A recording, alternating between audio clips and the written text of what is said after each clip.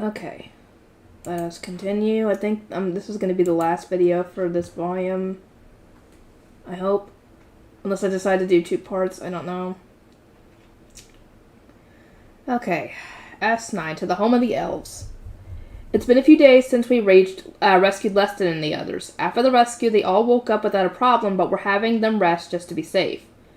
I may have resurrected them, but the truth is that they were absolutely dead for a short time. There's no telling what sort of side effects there might be. Still, maybe thanks to the fact that they're taking it easy, there haven't been any signs of trouble yet. In the meantime, I finally removed Anna's brainwashing. It had been slow going before we rescued everyone, but over the past few days, it finally started to work quickly. Now, if I appraise her, I don't see any status conditions. As soon as the brainwashing started to come undone, she completely returned to her senses. Even the strongest brainwashing seems to fall apart as soon as the victim starts to suspect that something is wrong. However, with the brainwashing solved, another problem has emerged. I've wronged you so horribly, Master Slain. Now Anna is deeply depressed. Just like with Katya, she still has all her memories of the time she was brainwashed. Even knowing she was forced to do it, she nevertheless harbors feelings of guilt over the things she did under Hugo's control, and she spends all her time brooding about it. I mean, to be fair, I don't blame her, but considering, what she did probably during the brainwashing, who knows what Hugo had them do? We don't know. There's not really anything I can do about it. I can only assure her that it was Hugo's fault for brainwashing her and that that Anna has nothing to feel guilty about. It's the truth, but saying it only seems to make her feel even guiltier, so she's stuck in a vicious cycle of depression. All I can do now is watch over her and hope she'll recover on her own. Mizoka also finally woke up. And at the same time, we received information that Hugo has dispatched an army to the forest where the elves live. All of us are now meeting up in the conference room of the mansion. We have to have a serious talk about what we're going to do next. Now let's discuss our plans from here on out. Katya's father, the Duke, is in charge of the proceedings. Firstly, regarding the current state of the kingdom, the Queen seems to have taken control of the administration. Silas has officially started to be bedridden with illness, which is why he hasn't made an appearance. Most likely he has yet to recover from the state you all witnessed him in. It's possible Silas will go back to normal if the brainwashing were removed, but considering it took almost half a month to cure Anna of her brainwashing, I'm sure it would take them even longer to remove it. Even if they could, I don't know if Silas would even ever recover from the broken state Hugo's extreme brainwashing reduced him to. The Queen's future plans are unknown, but it has apparently been decided that Sue will be marrying Prince Hugo of the Empire. What? Okay, that's new to me. I am certain the Empire will use this as a foothold to essentially rule our kingdom. That's right, Hugo's brainwashed Sue and has taken her away to the Empire, as his fiancée, no less. Wonder if he actually wants that or if he's just trying to do that to hurt you.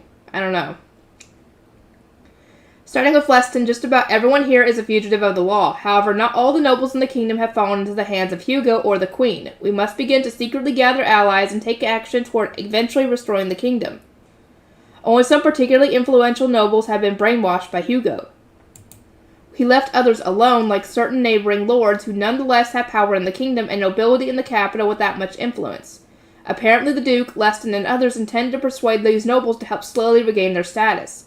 But that still doesn't address the rest of the problem. Leston looks at me as he speaks. Now that Hugo has taken control of even the church, it's safe to say his aim is to conquer the entire world. I mean, considering what he's told Schlaine before Miss Oka took away his stats and skills and everything, yeah, it makes sense.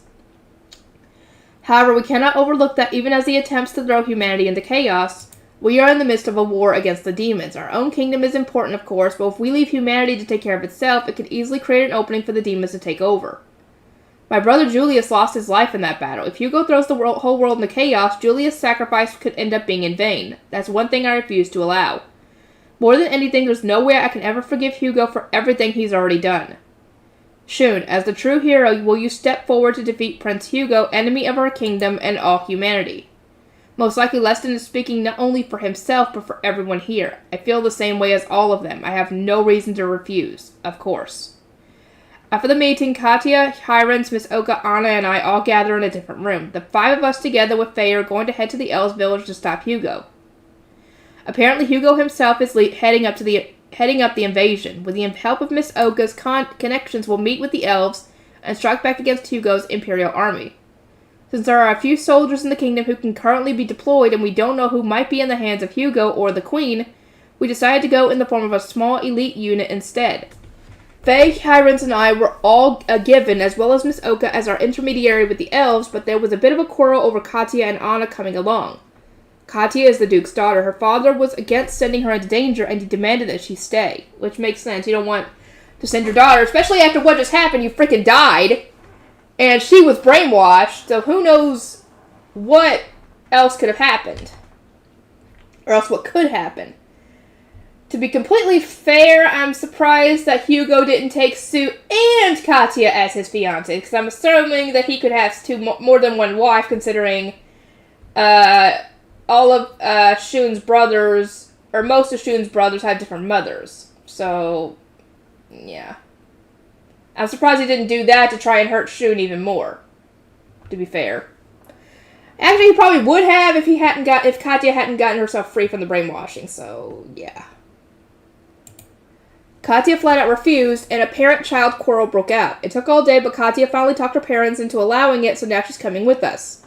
I ended up telling them I was going, even if I had to use force, so that finally shut them up. So the Duke didn't actually agree, but he knew he couldn't stop his daughter if she got serious. My condolences, Duke and Duchess. Your daughter has grown into a terrible delinquent who won't listen to her parents. As for Anna, she ended up facing down all our protests. She said she wants to come to atone for her sins. To be honest, I can't say I'm in favor of her coming with us. Anna is strong enough to have served as my and Sue's maid/bodyguard, but she's still not on the same level as the other members of the group. On top of that, Anna is half-elf. Elves are deeply prejudiced against any mingling of their bloodline with other races. They hold no fondness toward any such child. Anna was born in the elf village and cast out. I don't know the details of that past, but it's obvious she doesn't have good memories of the elves. And yet we're about to bring her back to that same place. I don't think any good can come of that. Still, leaving her behind would be worrisome in its own right. Since recovering from her brainwashing, Anna has been emotionally unstable. She spent a lot of time brooding, the crimes she committed while brainwashed weighing heavily on her. To the point where I'm worried it might become permanent psychological damage if left alone. So I am hopeful that bringing her outside will have a positive effect on that mood. And since I'll be worried about her either way, I decided it'd be better if I could at least keep an eye on her, so we agreed to take her with us. Okay, makes sense. With our members thus decided, the next question is how we'll get to the elf village. Unlike our kingdom, which is on the continent of Dastrudia, the village is on the continent of Kasanagara, and there are only two ways to cross between those two continents. One, to use a teleport point like the one that was in the castle. However, most teleport points are similarly located in places like the royal castles of various kingdoms. The only people who can use them are royalty, high-ranking nobles, and the like. We might meet that condition normally, but right now we're on the most wanted list. It's doubtful anyone would let us use a teleport point. The only possibility I can think of is the kingdom my older sister, whom I have never met, married into, but unfortunately that kingdom is quite far away. Which leaves us with only one choice. To pass through the largest labyrinth in the world, the Great Elro Labyrinth. You might think we could just cross the ocean, but that's not an option. The ocean is the domain of an enormous water dragon that will sink any ship attempting to cross it. It might be possible to go by way of the sky, but even Faye would have difficulty with such a long distance flying between continents. Because of all this, despite the immense danger of the Great Elro Labyrinth, people still come and go through it quite frequently. Incidentally, there was the question of whether Faye's large body would fit into the labyrinth, but she assured us it won't be a problem. The real issue is whether we'll make it in time once we get to the labyrinth. Not to worry, once we reach the other continent, the elves have a hidden teleport point we can use. By my calculation, we should be able to get to the elf village before the Imperial army attacks. With that, Miss Oka has solved the last of our problems. Now we just have to make sure we reach the elf village safely. Before we leave, there's something I must talk to all of you about. Our teacher's expression is grave. True enough, I do still have a lot of questions for her. About Sophia, about Hugo, about what the elves have been doing, but her next words stop all my questions in their tracks. Before I tell you everything, let me say this. This world was created as part of a game among gods. That would explain the skills, the leveling up, the administrators. Yeah. Oh boy, here we go.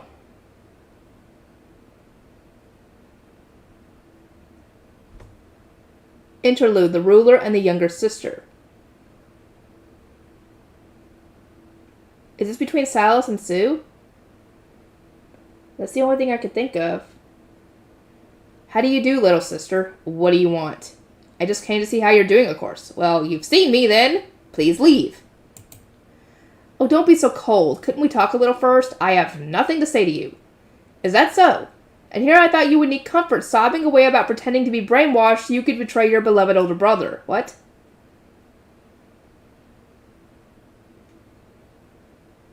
Pretending to be brainwashed so you could betray your beloved older brother. She's pretending to be brainwashed.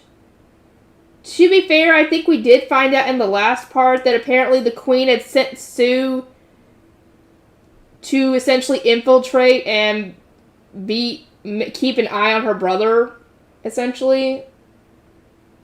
I think that we found that out from Shun. I think. I could be wrong. Huh, that's none of your concern. You're just a god's hunting dog. Oh, aren't you in the same boat now? That's why you betrayed your brother, I believe? That's not true, I haven't betrayed him. But you are obeying our master. That makes you an enemy of the human race, my dear. Ah, there it is, that face. That's what I wanted to see. You're horrible. I'll take that as a compliment, thank you. What the fuck is going on? Is this supposed to be Silas and Sue? Because the whole betraying the beloved older brother, that is making me think of Sue. But then who the heck is she talking to? It has to be Silas, right? Because we don't know of any other siblings that she has that she would act this way toward. Right? Here we go. The big climactic battle that's shown on the cover of the freaking book. 11. Spider versus Earth Dragon Erebba. I've made up my mind to challenge Erebba. Now I'll just check my status one last time. Eve's sign, level 26, nameless. Can she not give herself a name? Seriously. Oh boy. This is gonna be like I don't even know how the heck to make it bigger. I'm sorry, guys. Status, HP. 3,592 out of 3,592 green, plus 1,700 details. MP, 12,110 out of 12,110 blue, plus 1,700 details. Blue, why does it say blue twice? SP, 2,413 out of 2,413 yellow, details. And the other one, 13, out of 2,413 red, plus 1,700 details. Ability, or average offensive ability, 2,392 details. Average defensive ability, 2,363 details. Average magical ability, 11,158 details. Average resistance ability, 11,004 details. Average speed ability, 7,440 details. Huh. That's funny, considering, her speed used to be her best stat, and now her magic ability and her resistance ability is now way above that. Huh. Okay.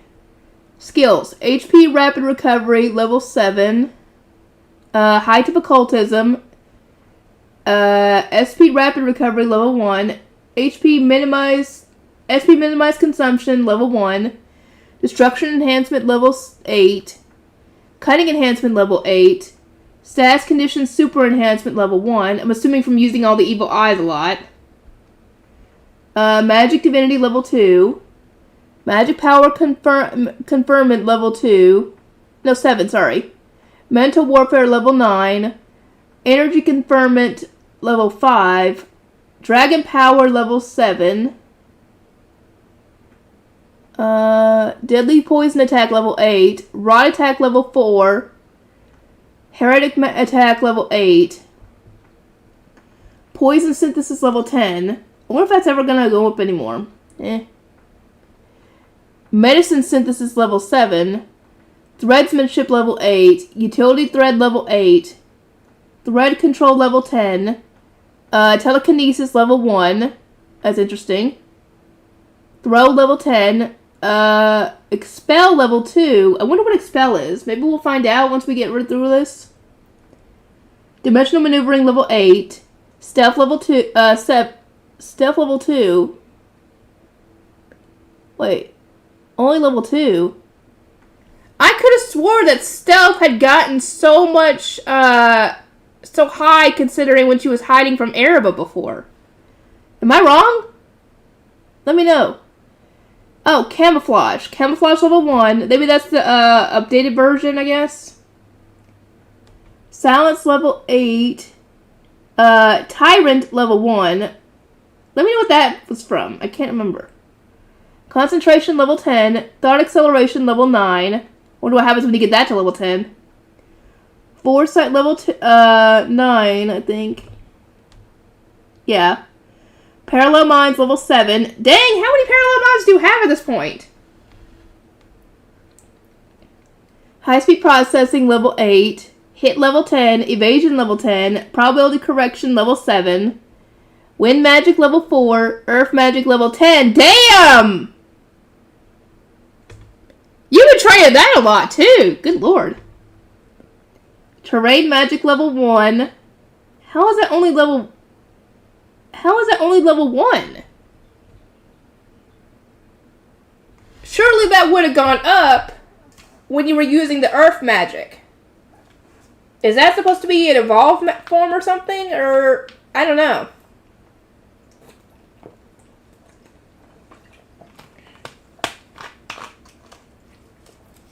Hold on. Heretic magic level 10. Shadow magic level 10. Dark magic level 10. Black magic level 2. Poison magic level 10. Healing magic level 10. Damn. Spatial magic level 10. Dimensional magic level 4. I wonder if she would get the ability Mercy. Because she's got healing magic at level 10. Surely she'd be able to get Mercy. Abyss magic level 10. Destruction resistance level 8. Impact resistance level 3. I think it's 3. Cutting resistance level 3. Flame resistance level 2. Why is it down again? Sir, I could have sworn she got it to level 4 at least. Wind resistance level 2. Earth resistance level 8. Heavy super resistance level 1. Deadly poison resistance level 8. No, level 3, I'm sorry. Paralysis resistance level 8. No, 6, I'm sorry. Petrification resistance. I don't know what the level is. Hold on.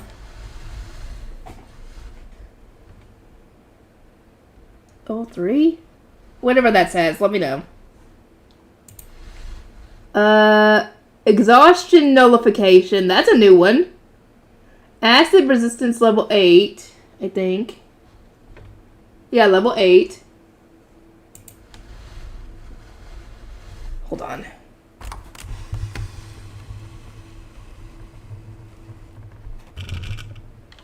Okay, rot resistance level 7, I think. Phage resistance level 5. Fear resistance level... Hang on, I'm gonna have to stand up for this one. Fear resistance level 9. Heavy nullification... Heresy nullification. What am I saying? Heavy nullification. Pain nullification. Pain super mitigation level 2. 5 senses super enhancement level 1. That's a new one.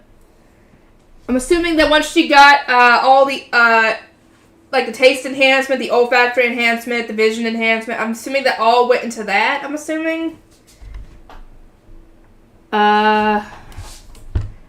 Perception expansion level 3. Night vision level 10. Clairvoyance level 8. Jinx evil eye level 8. Inert evil eye level 5. Repellent evil eye level 1. Annihilating evil eye level 3. Celestial power. Ultimate life level 3. Instant body level 7. Endurance level 7. Fortitude level 2. Stronghold level 2. Skanda level 7. Wonder what happens when you get that to level 10. Demon Lord level 3. Perseverance, Pride, Wrath level 2. Satiation level 7. Sloth. Ooh, Sloth. That's a new one, I think. Wisdom. Conviction. That's a new one, I think. Hades. Corruption. That's a new one as well. Taboo level 10.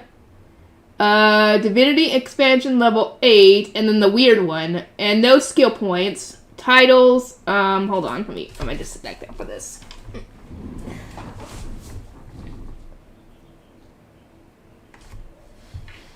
Titles: Foul Feeder, Kin Eater, Assassin, Monster Slayer, Poison Technique User, Thread User, Merciless.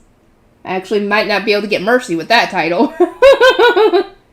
Monster Slaughterer, Ruler of Pride, Ruler of Perseverance, Ruler of Wisdom, Worm Slayer, Fearbringer, Dragon Slayer, Ruler of Sloth, that's a new one, and Monster Calamity. I think that's a new one. I wonder if we can find out about some of these. That's a whole lot of growth, but my magic-related stats are especially crazy. They're broken into 6 digits now. Height of Occultism is terrifying. To be honest, though, I'm still not positive I can break through the Earth Dragon's staggering magic defense. The Spider Army was a good matchup for me, but with those scales that obstruct magic, dragons are a really bad one.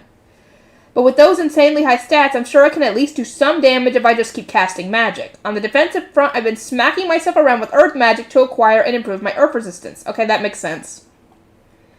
I mean, my defense is so low that it kind of feels like trying to get out of a wildfire with a water gun, but it's got to be better than nothing. Then there's my new Sloth skill. As you can probably guess, it's another one of the 7 deadly sins skills like Pride. The skill is going to be my trump card in my battle against Erebba. Pride is a support skill that's pretty much useless in battle, and Perseverance is a defensive skill. By the same token, the Height of Occultism skill I got with Wisdom is helpful for attacking, but Wisdom itself is still a support skill. Out of all the broken OP skills I've gotten, I think Sloth is the first one that's a proper attack skill. With this broken skill, I can penetrate Erebba's defenses. I want more info on it! In fact, without it, I don't think I could challenge it at all. I spent quite a lot of time in the lower stratum raising my level, but even among all these powerful enemies, the strength of Earth Dragons is still cut above. And among those Earth Dragons, Erebba is strongest by a long shot. If Erebba is the strongest, then why are you going after it? Why not go after the weaker ones? I don't think I'd stand a chance without all the preparations I've made. Now I'm waiting in the pit. All my senses are focused on awaiting its arrival. My danger perception activates. All the hair on my body bristles. I remember this feeling. I could never forget it. I don't think I ever will. The first real terror I experienced after being reborn as a spider. The symbol of the first time I became truly aware of death. Slowly, I turn around. Earth Dragon Erebba. Okay, so the level isn't as big of a difference as before. So she's level 26. He's level 32. Not as bad. Obviously, it's still bad, but, you know. Status: HP 4,663 out of 4,663 green. MP 4,076 out of 4,076 blue. SP 4,570 out of 4,570 yellow. And 4,569 out of 4,569 red. Average offensive ability 4,610 details. Average defensive ability 4,597 details. Average magical ability 4,022 details. Average resistance ability, 4,138 details. Average speed ability, 4,555 details. All his stats are still, most of them are still above hers. I think the average offensive and defensive abilities are double hers, essentially, almost. But her magical ability and her speed and resistance abilities are all much higher than his. Skills. Earth Dragon level 3. Divine Scales, level 2. Hang on. Heavy Armor, level 1. Ultra Steel Body, level 1. HP Rapid Recovery, level 8. MP Rapid Recovery, level 5. MP Minimized Consumption, level 3. No, 5, sorry. Magic Power Perception, level 10. Precise Magic Power, Operation, level 1. Hold on, I don't think that ever levels up. SP Rapid Recovery level 7. SP Minimized Consumption level 7. Hold on. Magic Warfare level 9. Magic Power Support. Magic Power Super Attack level 1.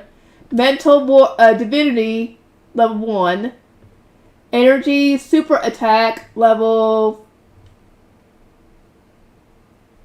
3. Terrain Attack level 10. Terrain Enhancement level 10. Destruction Super Enhancement level 3. Cutting Super Enhancement level 10. Piercing Super Enhancement level 8. Impact Super Enhancement level 10. Dimensional Maneuvering level 8. Stealth level 10. Camouflage level 3. You might have some trouble with that one.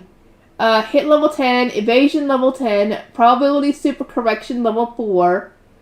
Danger Perception level 10. Presence Perception level 10. Heat Perception level 10. Motion Perception level 10. Earth Magic level 10. Terrain Magic level 10. Seismic Magic level 2. Shadow Magic level 10. Dark Magic level 7. Destruction Super Resistance level 1. Cutting Super Resistance level 4.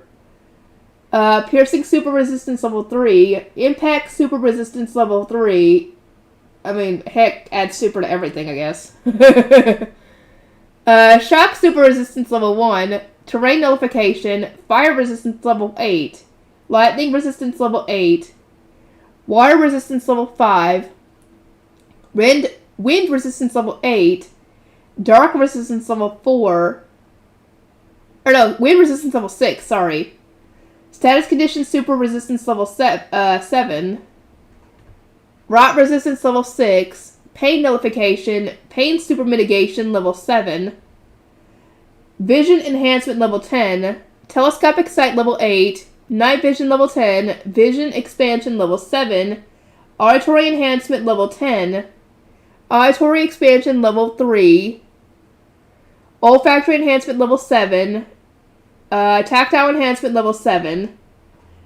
Ultimate Life level 3. Ultimate Magic level 1. Ultimate Movement level 3. Fortune level 3. I want to know what that does. Fortitude level 3. Stronghold level 3. Diva level 1. What the fuck is Diva? I want to know what the fuck. Diva, Deva. Let me know.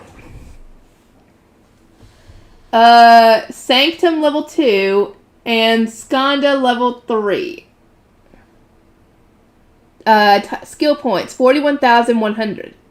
Titles Monster Slayer, Monster Slaughterer, Dragon, Assassin, Champion, Monster Calamity.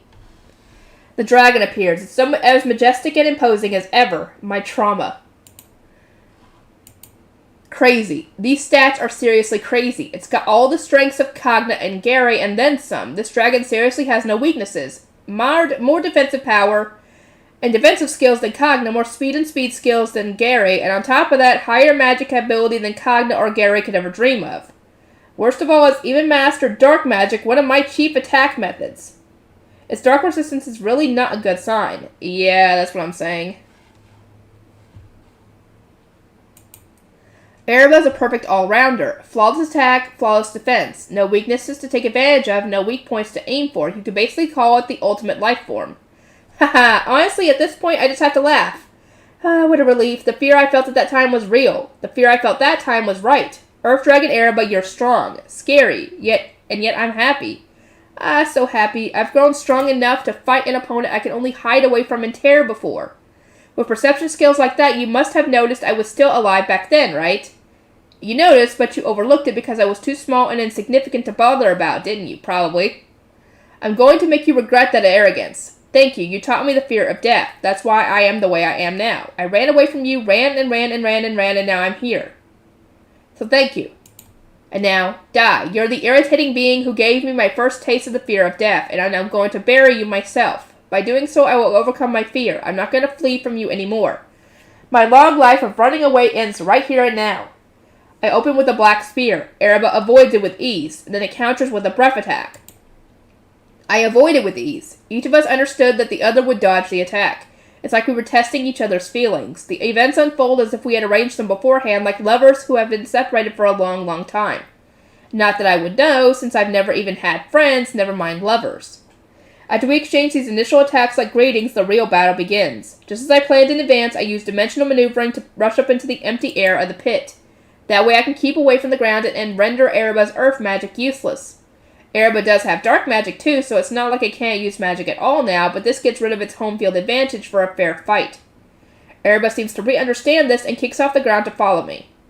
As I hop through the air, I shoot black bullets at Ereba, paying no mind to how much MP I'm using. I fire away like a machine gun, and yet like an expert player of bullet hell games, Ereba easily dodges around the hail of projectiles, mid-approach.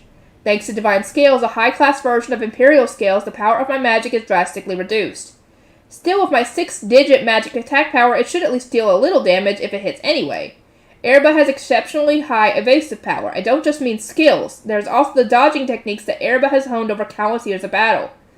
Its movements are honestly elegant. I was confident in my evasive abilities too before, but seeing Ereba's with my own eyes, I realized my evasion just depends on the brute strength of my skills and stats.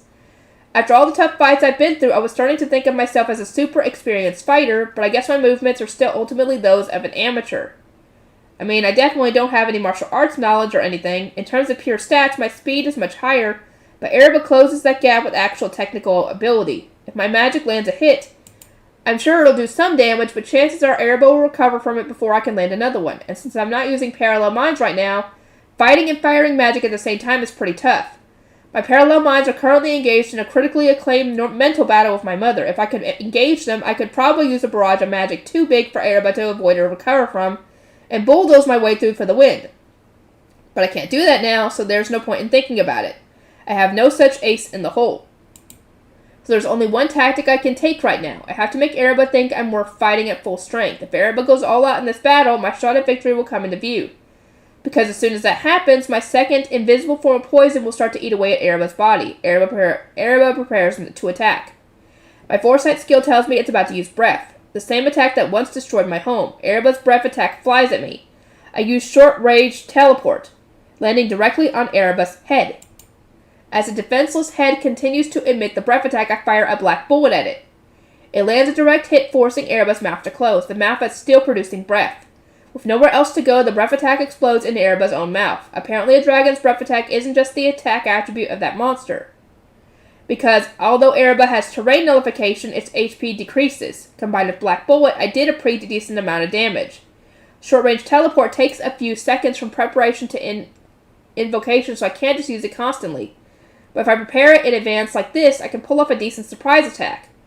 Although I'm sure Ereba will be on guard about it from now on, so it won't go quite this easily. Even as the mouth explodes, the tail attacks me like it has a mind of its own. This tail is going to be a real pain.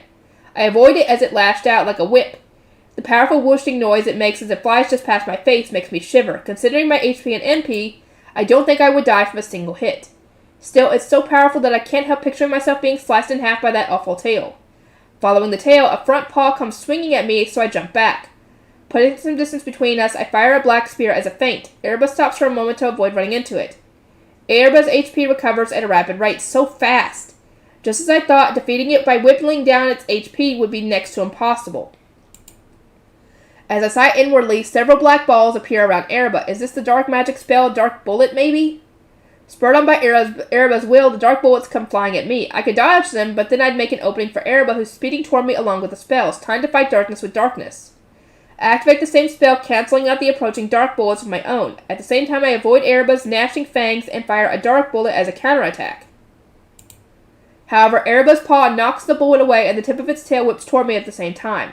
Giving up on attacking for now, I focus on my power on dodging. I flee even higher into the air. Close combat is definitely not ideal for me here. Ereba has all kinds of attack methods, fangs, claws, that tail, and even a body slam with that enormous body could be dangerous if Ereba felt like using it. It's like its whole body is weaponized. We're nowhere near the ground, and that last round proved that Ereba's dark magic is no big threat. So my best bet is probably to keep as much distance between us as possible and engage in a long-range battle. Just as that thought crosses my mind, Ereba's mouth creaks open. Then, with almost no charge time at all, it fires a no-motion breath. What? I didn't know you had that move! I evoke Repellent Evil Eye and generate a repellent force all around myself. The pseudo-physical barrier it forms protects me as I hurriedly dodge to the side. Ereba's breath passes by, narrowly, practically grazing me. No, not practically, it did graze me. That was close. Too close. Because it wasn't charged up at all, it wasn't very powerful, but a direct hit will probably still do some damage. Damn, I might not really have the advantage in a long-range fight either. Since breath is some kind of pure energy, not really physical, I guess, my pseudo-barrier won't really work to fend it off. Damn it, evil eyes are practically useless here. I've been using all my evil eyes on Ereba since the battle began, of course, but none of them seem to be working very well. It's not that there's no effect whatsoever, it's just not enough to be significant. I can barely tell if Jinx's Evil Eye has lowered Ereba's stats by even a 1%, and judging by Ereba's movements, I doubt Repellent Evil Eye's gravity attack is causing it any trouble. Inert Evil Eye? That one's probably least effective of all, isn't it? I definitely can't picture Ereba being paralyzed. I do have Annihilating Evil Eye, which I haven't tried yet, but I don't really want to use it since it seems more like a last resort kind of move. I automatically acquired the skill when I evolved into an Eid sign, but as you quite get my guess, it's an evil eye that carries the death attribute. Right, the rot attribute, which controls death. But attacks tend to be suicide bombing techniques, and this one's no exception. When I activate it in one eye, that eye became useless. Not only that, but it even gives me a nasty headache. It's super strong, of course, so I'm sure it could damage even Ereba, but I don't know if it'd be enough to make it worth it. Not to mention, the damage it caused my much lower HP would be relatively big. If I got the enemy down to the point where using it could finish them off, I would get away with using it then. But otherwise, I'll be the one in a pinch if I don't use it. By nature, evil eye attacks can't be dodged as long as the target is in my line of sight. But it doesn't matter if they don't work properly. Ugh, my attacks don't hit, and even when they do, they hardly do anything. Why did you decide to go after Ereba now? Seriously, I knew this, but what an aggravating enemy. Fleeing further upward, I keep firing magic. Ereba chases after me, fighting back with breath. I keep going further up, but Ereba stops abruptly. Damn, it noticed the spiderweb I set up in advance. Once I decided to make this pit the site of my showdown with Ereba, I set up 1 or 2 traps for a good measure. But it saw right through them. Just above the spot where Ereba stopped, a network of my thread blocks off the vertical shaft. With a hole just big enough for me to pass through, of course. I fire magic at Ereba, careful not to hit the thread. Ereba dodges the attacks, moving left and right without coming any higher. I was hoping Ereba would get caught in my web so I could fire a load of magic at the dragon while it was stuck, but this was still hindering Ereba, so I guess that works too. Undaunted, Ereba fires back with breath. Our firefight of breath and magic continues through the barrier of the web. Ereba avoids my magic. Then a waterfall of poison rains down on the dragon. I made it by using poison synthesis at its max production amount multiple times in a row. The rain of deadly and paralyzing poison is blown away by a single blast of breath. The drops of poison scatter harmlessly. I didn't really have high hopes that it'd do damage, but blowing it all away that easily? No way! Ereba keeps shooting more breath attacks up toward me. The repeated barrage is starting to create a hole in my web.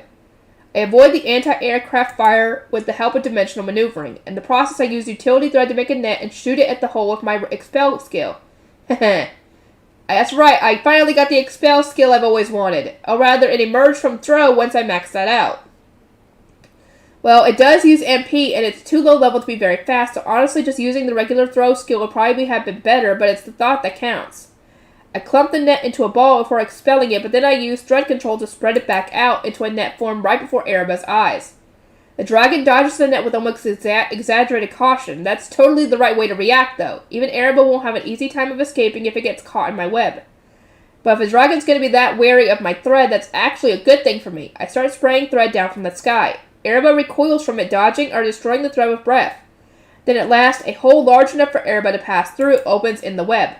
Ereba promptly comes up toward me with dimensional maneuvering. Come on in, pal.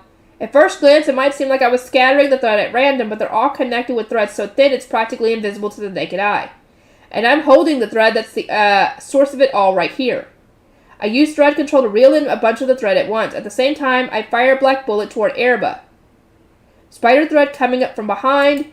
Black bullets approaching from the front. If the dragon dodges the black bullets, it'll get caught in the thread. If it doesn't dodge the black bullets, it'll take damage. So Ereba, which will you choose? Ereba chooses, but it's not either of these options. Erba uses breath to eliminate the black bullets, then ignoring the aftermath, the dragon charges right toward me. Shit! I barely managed to avoid a fang attack. It grazes me slightly, decreasing my satiation stock of HP. That was close. I almost failed to avoid it because I was holding this thread. Naturally, pulling on all that thread limits my movements. Erba's actions just now were a little unexpected. I was sure that either the thread or the black bullets would work. I guess I've still been underestimating Erba. Okay, gotta focus. Erba and I both still have energy to spare. This battle is far from over. Both of us are fighting ferociously. However, the stalemate continues. I have high enough evasion power to dodge Erba's attacks, and even if I got hit once in a while, I recover quickly. Erba is so focused on catching up to my speedy evasion that it can barely attack. It's not that neither of us has any way of winning. My winning move is my thread. If I catch the dragon in my thread, even Erba will need some time to escape. If I fire magic at it for all I'm worth in that time, I can win. But so far, Erba has been very cautious of my thread. Apparently the dragon knows as well as I do that's the one thing to avoid. So Erba has been responding carefully to my attacks involving thread as it chases me. With that perfect guarding stance, I can't seem to hit Erba with my thread. On the other hand, Erba's winning move would be its max power breath attack. If Erba uses all its power, its breath attack would be even more powerful than the time that it destroyed my home in a single blow. A hit from that would be enough to turn even me into dust. Even with Perseverance invoked, if I get hit with that one, I'll keep getting roasted until I completely run out of strength. But Erba isn't firing that. Since it takes so long to charge breath to its maximum power, it creates a huge opening, making it that much easier to dodge and counterattack. That's why Erba's using only single-shot breaths without charging them up. A single-shot breath is no slouch either. But it's inevitably got a shorter range and less power. I've been able to dodge all of them so far, and even if it hits me, it'd be far from a fatal injury. So even though we both have moves that would clinch our victory, we're not actually able to use them. So naturally, the battle's getting dragged out. We exchange feints with the occasional serious attack, carefully avoiding letting the other take charge, keeping our eyes out for any opening. As it stands, I'm at a slight disadvantage. My attacks don't work at all. They do hit on rare occasions, but even then they don't leave any lasting damage. Any damage they cause is healed almost immediately. Even if I hit a few times in a row, Erba withdraws for a moment or even attacks to stop me from firing, buying it enough time to recover from my attacks. As a result, despite how long and hard we've been fighting, Erba's damage is still at 0. On the contrary, its resistance has actually increased.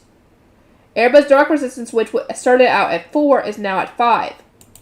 At this rate, the already small amount of damage I'm dealing will get even smaller. On the other hand, if any of Erba's attacks hit me, I'll be in trouble. A single blow isn't enough to deplete all my HP and MP, of course. But Erba's attacks are definitely powerful. If I get hit with a single attack, it'll easily send my small body flying. As soon as that happens, there's a good chance it'll create an opening for Erba to attack even more. If that happens, I'll be toast. A difference in our chances is too large. I specialize in evasion, but if I mess up even once, it could easily end up in victory for the dragon. I have no intention of going down so easily, of course. But the scary thing is that it's not entirely impossible. On top of that, this situation can't go on indefinitely. After all, this pit isn't endless. I keep fleeing higher and higher. Naturally, that means I'm getting closer to the ceiling. Once I reach the ceiling, I'll have nowhere left to run. Not to mention that the ceiling is also made of earth. Anywhere there's dirt means we're in Erba's domain, so not only will I be out of places to run, Erba will have the home field advantage again. I put up a few webs in the pit, but that's only stalling for time. At this rate, I'll eventually hit the ceiling. So on top of being at a slight disadvantage already, I'm gradually being driven into a corner. Naturally, this fact is drastically increasing my tension, sharpening my senses. I focus on the image's foresight projects from me. In the slow-motion world of thought acceleration, I heighten all of my senses, taking care not to miss even the smallest piece of information. Proficiency has reached the required level. Skill Thought Acceleration level 9 has become Thought Acceleration level 10. Condition satisfied. Skill Thought Acceleration level 10 has evolved into Skill Thought Hyper Acceleration level 1. Proficiency has reached the required level. Skill Foresight level 9 has become Foresight level 10. Condition satisfied. Skill Foresight level 10 has evolved into Skill Future Sight level 1. At this exact moment, my skills evolve. Perfect timing. The already slow motion movement of the world gets even slower. The sporadic images Foresight showed me become constantly visible. I can see it, Erba's next move, and now with Thought Hyper Acceleration, I can see what's coming after that unfolding in slow motion like a game of chess.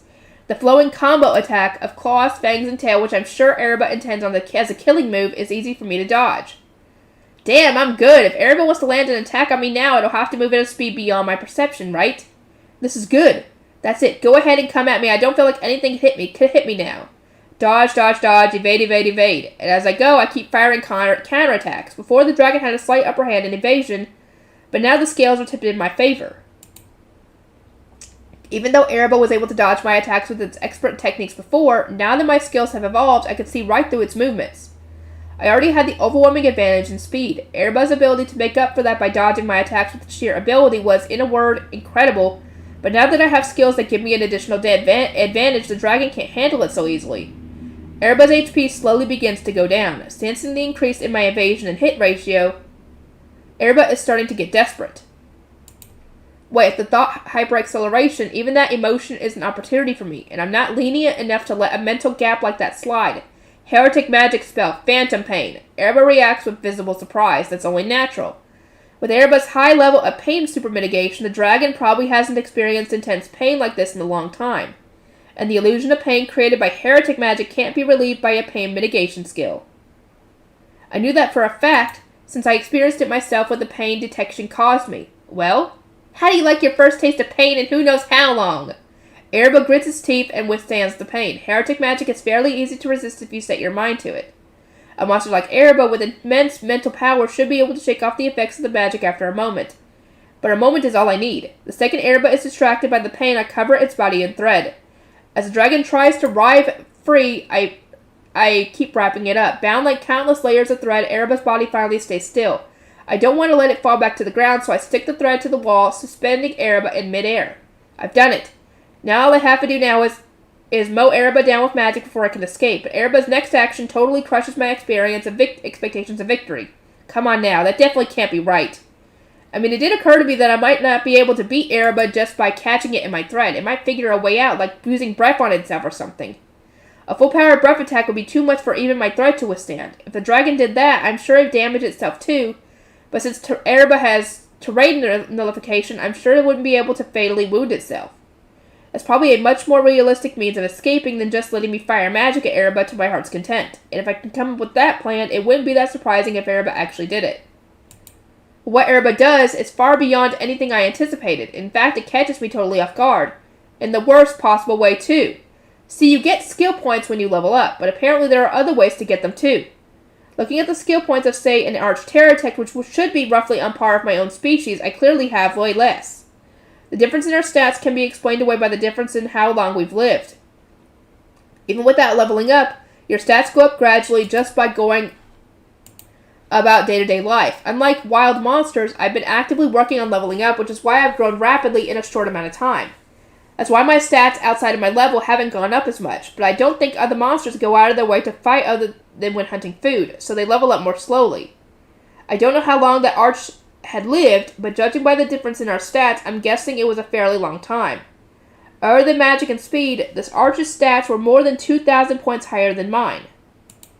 Even if you assume stats go up by 1 point a day, that means it's lived more than 2,000 days longer than me, or 6 years. And I don't think stats go up once a day at all, so it's entirely possible it lived much longer. Which means if you live for a long time, maybe you get a certain amount of skill points too. Otherwise, I have no idea why there would be such a large difference in our skill points, unless there's some other condition for acquiring skill points that I don't know about. Anyway, what I'm trying to say is this. Since Earth Dragon Erebor has probably been alive for a ridiculously long amount of time, it has a ridiculous amount of skill points. Like most of the monsters I've seen, Erebor has probably never once used those points. I don't see any skills that look like they've been acquired with skill points, and most of all, Erebor's got that massive stockpile of points just sitting around, so I think that's a safe assumption. Seems like a waste to me, but it's not like I could tell other monsters to use their points and they're not acquiring extra skills works out in my favor, so I'd never really worried about it. But now Erebor's skill points have decreased. Not just a little either. Erebor has used practically all of them. The 41,100 points the dragon started out with have dwindled to a mere 100. And seeing what skills were acquired makes my breath catch. Fire Magic level 10, Flame Magic level 10, Infernal Magic level 1, Flame Enhancement level 1, Flame Resistance level 1, Black Resistance level 1, Space Perception. My weakness is fire, and Infernal Magic is the highest form of fire magic there is. Then there's Flame Enhancement, the advanced version of Fire Enhancement, which means he's gonna burn through your thread. In order to avoid being hurt by his own magic, Erebor has improved the fire resistance it already had by acquiring Flame Resistance.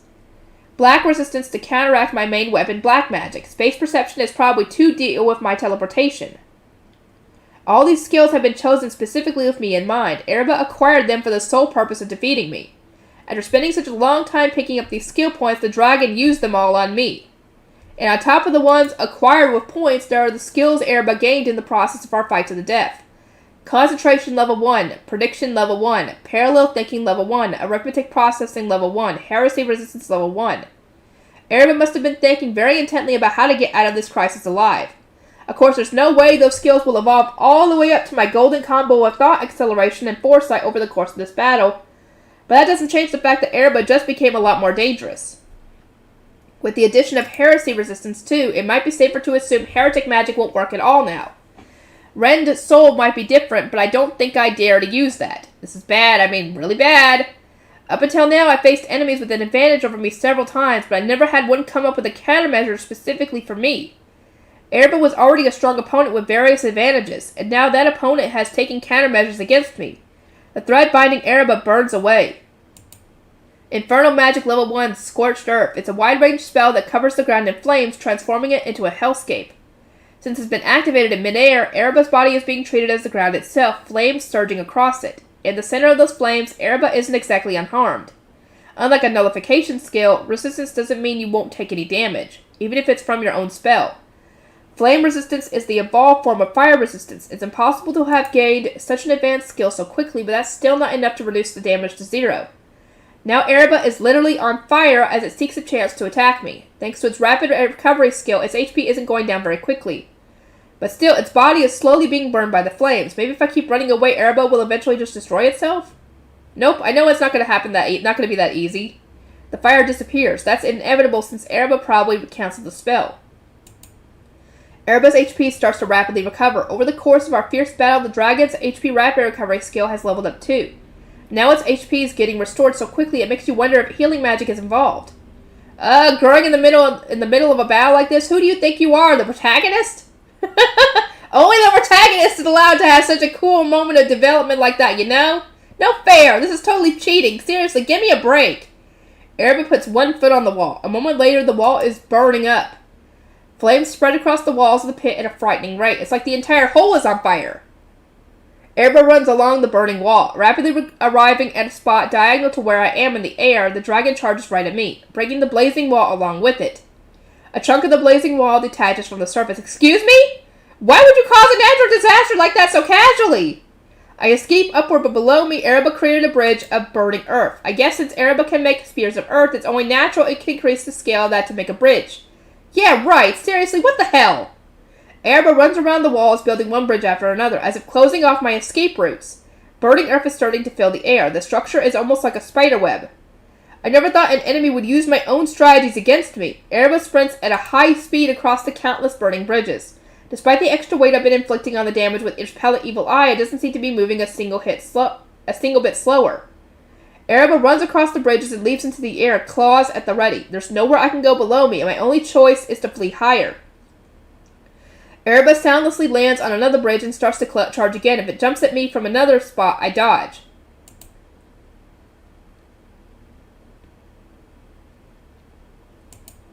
It lands and with some MP recovered, starts increasing the number of bridges again. The flaming earth seems to chase me higher and higher. The heat from the flames alone threatens to decrease my HP. Then those flames start to attack me as if they have a will of their own. Erba's fire magic lights up the air as if to close off any chance of escaping. You're supposed to be an earth dragon! How come you can use fire even better than a fire dragon, huh? Without any space to fight back, I can run around fleeing from the pursuing fire. A bit of flame brushes my body and I catch fire. I immediately produce medicinal water with medicine synthesis putting out the flames. At the same time, the medicine recovers some of my HP. That's right, I don't have to douse myself in poison and cause damage to my own HP anymore. Plus, even after reaching the upper stratum, I've been practically bathing in magma to increase my fire resistance. I'm still weaker to it than any other attribute, but still. Oh, the ceiling. I finally reached the ceiling, the literal end of the road. Erba's flames are covering the ceiling now too. I've got nowhere left to run. I glance at Erba's stats. Not yet, it's still not quite there yet. I'll have to face off with Erba in this cage of burning earth. Erba starts to attack. Gathering my resolve, I avoid Erba's attack and land on a bridge. Good lord, how much more do I have? How much more can happen? With nowhere else to run, this is my only option. In the next moment, Erba brings a breath attack down on me, and the bridge alike. I dodge it. Behind me, I hear the sound of the bridge collapsing, but I have no time to worry about that. Flames burn my body mercilessly. Even with rapid recovery, my HP is going down at a pretty fast rate. I want to put it out immediately, but Erba refuses to give me a chance to do so. Avoiding the dragon's attack, I start medicine synthesis, but Erba bears down on me with another attack right away. As if our... hang on. Okay. As if our positions have now been reversed, I half jump, half fall down between the bridges with Erba chasing down close behind. I plunge my way through the burning earth, the fire scorching my body. While I dodge Erba's attacks desperately, I resign myself to being hit by the rest of the flames. I activate medicine synthesis to try to heal my wounds and put out the flames, but the fire immediately spreads across my body as if mocking my efforts. Crap, I'm freaking out. I can't focus enough to use teleport in these circumstances. This is bad. My HP is going down. My satiation stock runs out. My Erba's attacks still don't let up. My HP reaches 0. Perseverance activates. My MP starts to decrease little by little, but thanks to the combination of HP rapid recovery and the MP recovery effect granted by high difficultism, the damage I take is reduced somewhat, while perseverance is in effect. Still, my MP is definitely going down. Crap, oh crap, oh crap, oh crap, oh crap! But just in the nick of time, it's working. Erba's movements rapidly deteriorate. The strengthening skill it was using comes undone. Its momentum from moments ago is totally gone now, its movement slowing to a stop. The poison I've been preparing all this time has finally put Erba's life in checkmate. The poison known as Sloth. Sloth. And the power to reach Godhead. Drastically multiplies the amount of decrease in surrounding system numerical values exceeding the user's. In addition, the user will gain the ability to surpass the W system and interfere with the MA field. What? In other words, the decrease of HP, MP, and SP have increased for every living thing in the area except for me. HP and MP have automatic recovery, but there's no such thing for SP. The more Erba fought against me, the more it used up its strength and the faster its SP decreased. Since fighting in midair requires constant use of dimensional maneuvering and having mental divinity active continuously consumes SP, it was easy to make Erba fall victim to Sloth. And without appraisal, Erba had no way of noticing. Only when it's gone so far that the body begins consuming itself has the dragon finally recognized its own starvation. Erba has almost no SP left now. The battle is over. I destroy the burning bridges around me with Black Bullet. Then, keeping away from the flames surrounding me, I activate medicine synthesis to put out the flames on my body. Erba can't move anymore. It has no strength left to move. Its MP still hasn't changed yet, but if it runs out of SP, its HP will run out too. Or no, HP, sorry. And now, if the dragon moves even a tiny bit, it will use up the last of its SP. At this point, I can basically do whatever I want to Erba. It's a lot harder than I was expecting, but still, it is just the way I planned for. I knew from the beginning that it would be impossible to reduce Erba's HP to 0. Dragon's magic canceling skills are extremely inconvenient for me, and if I tried to physically attack Erba, I feel like I would just hurt myself more. Erba's defensive power is far, far higher than my attack power. Besides, Erba is a hardened warrior who can avoid all my attacks with ease, so I gave up on the dragon's HP altogether. If I couldn't reduce its HP, I just had to reduce its SP, and the key to that was Sloth, the fourth broken skill I've acquired. I picked up Sloth as soon as I re-evolved into an Eid sign. Honestly, I didn't really understand the description, so I didn't think much of it at first. But when I got it out and tested it out, I was surprised by what a perfect skill it was for me. With Jinx's Evil Eye, not only HP, but all of the stats go down more quickly. That didn't have much effect on Erba, but for any opponent without task condition resistance, I can basically win with this nasty combo alone. Even against enemies that won't work on it so easily, if I could just get them to fight me with their full strength, it'll eventually become a powerful disadvantage. It's only because Erba fought so desperately that the dragon used all its strength, and I managed to make its HP go down so quickly. If Erba had been more relaxed, the outcome might have been different. The fact that the dragon never paused or let down its guard is exactly what led to its downfall. A pretty dirty strategy if I do say so myself. On top of that, forcing it to use spatial maneuvering made its SP go down that much faster. I didn't just choose this pit as the site of our battle so I could keep Erba from using the earth as a weapon. It was also to force the dragon to expend more SP. Although thanks to Erba's unexpected resourcefulness, that first power ended up failing regardless. Anyway, now that Erba can't move, I can fire as much magic as I want. Will it run through its HP first, or will it run out of SP first? What'll it be? Mentally wearing a smug smile, I looked down at Erebus, still lying on a burning bridge beneath me. Erebus slowly raised its head. Our eyes meet. I can't believe it. Its eyes are astoundingly clear, calm even. What's with those eyes? I beat you, you know? At least act frustrated about your loss. As if in defiance of my rage, Erebus slowly lays itself down on its side. Only its head stays in place, looking straight at me. Then something strange happens to Erebus' status as I appraise it. The text displaying its skills starts to turn gray. That can only mean Erebus turning off its skills. If you turn off a skill that's normally activated, it turns gray in your appraisal results. Erebus skills turn gray one after another. The Divine Scales skill that caused me so much trouble, all its resistance skills too. Still surrounded by flames, the rate of Erebus' HP reduction rises sharply. I'm not going to resist, is that what you're saying? What's up with that? Seriously? What is this? Because he knows he can't win. He knows there's no point in even trying to win because he can't win. His SP is down so much he realizes this, and he knows that if his SP goes down to 0, he dies. Eventually. Because essentially the SP is his hunger. He'll starve to death, essentially. Even without you being there, he can't do anything. So his HP is going to go down to 0 eventually. Who said you could just decide to be satisfied? I fought my hardest so I have no regrets. Is that it? Is that what you're trying to say, huh? Don't give me that crap. Come on, get desperate here. Beg for your life or something. Struggle a little. Yeah, this was in the anime too, where she was freaking out that he wasn't even fighting back once he got to this point. How can you just throw away your life so easily? Once you lose your life, that's it. You know that, right? I know that might not be convincing coming from me since I've been reincarnated and all, but normally when you die, that's it. How can you face your own end with such dignity? Why am I struggling so hard to refuse to let it end then? Or could it be you know that in this world dying doesn't mean the end, and that's why you can be so calm about it? Maybe? Who knows? If that's the case, that just pisses me off even more. Forget it already. I'll kill you if you want to die so badly then. I activate all my evil eyes. Jinx, inert, repellent, and annihilating. Erebus' body crumbles into dust and disappears without the slightest hint of resistance. A divine voice temporary announces my leveling up, and it rings hollow in my ears. I finally won against the opponent I was so eager to defeat, but it left a terrible aftertaste. Interlude, the Demon Lord's memories of the Earth Dragon.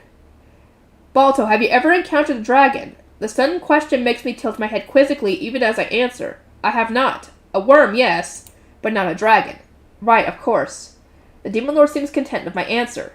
Slouching in her chair with her feet up on the table, she isn't exactly the picture of class. But I doubt anyone alive would be able to tell this one off, so I have no choice but to pretend not to notice.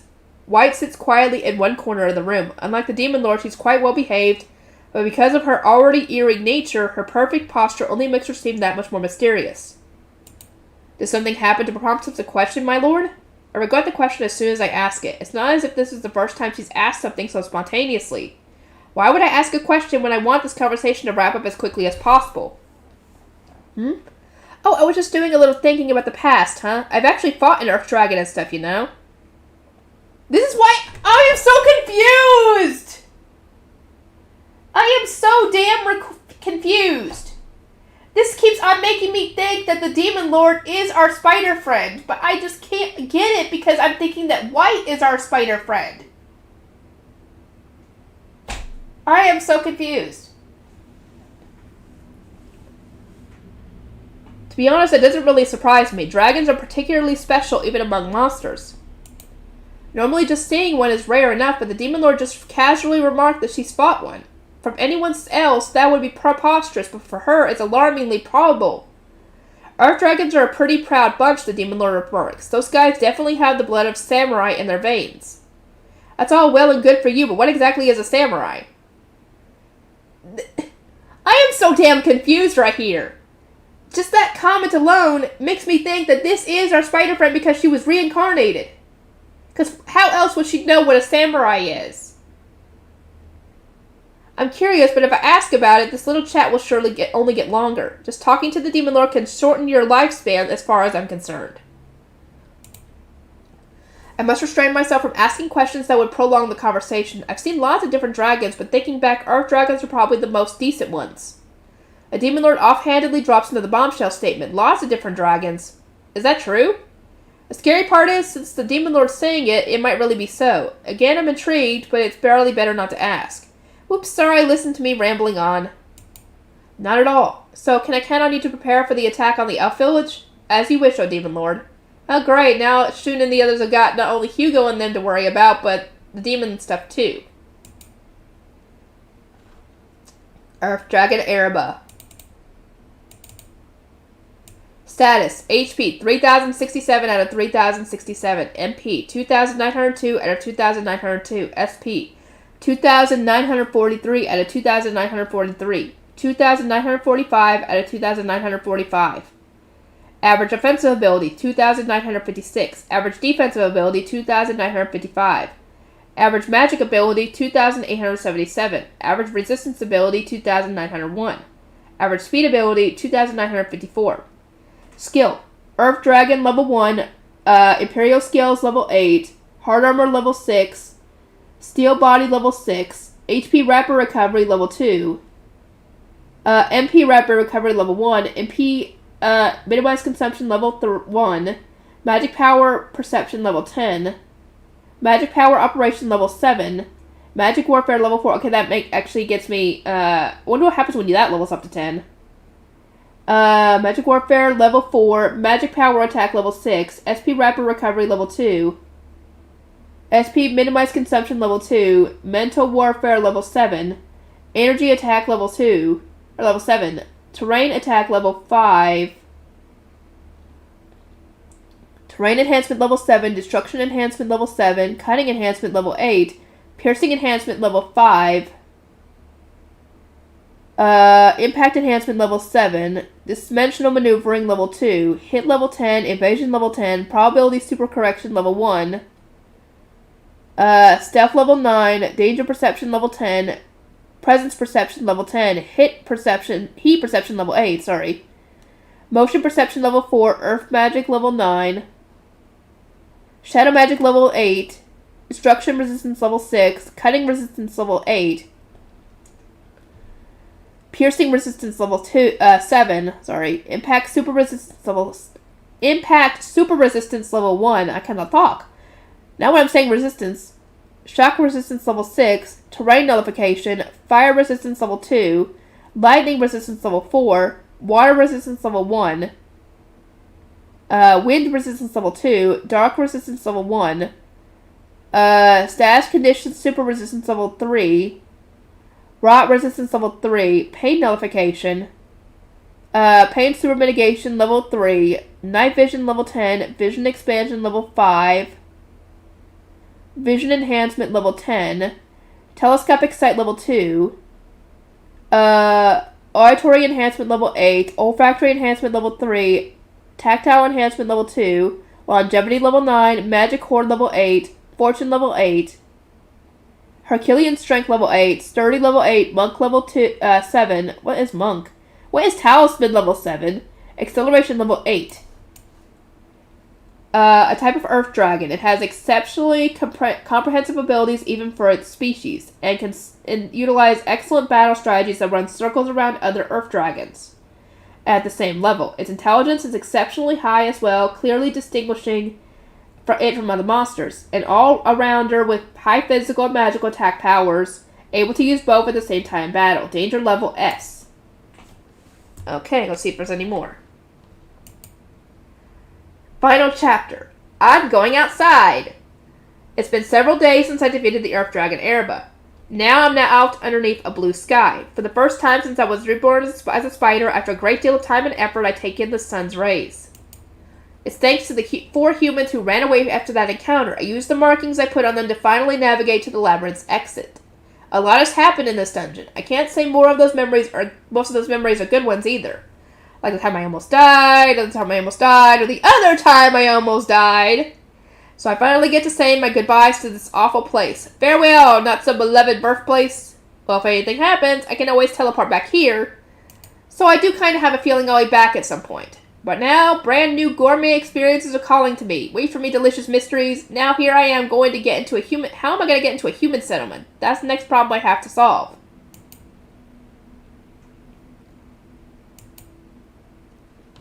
Okay. I hope you guys enjoyed this volume. I will see you guys in the next one. I figured it would take longer than this. Oh well. Anyway, I'll see you guys in the next video.